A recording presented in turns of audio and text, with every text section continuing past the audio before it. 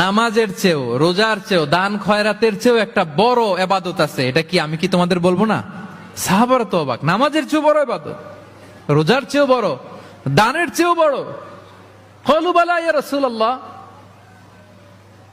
সাহাবারা বললেন অবশ্যই হে নবী, হ্যাঁ আপনি বলেন সেটা কি? বিষ্ণু সাল্লাল্লাহু আলাইহি ওয়াসাল্লাম বললেন ইসলাহু যাতিল বাইন, বিবাদমান দুই গ্রুপকে মাঝখান দিয়ে যে মিলিয়ে দেয়া।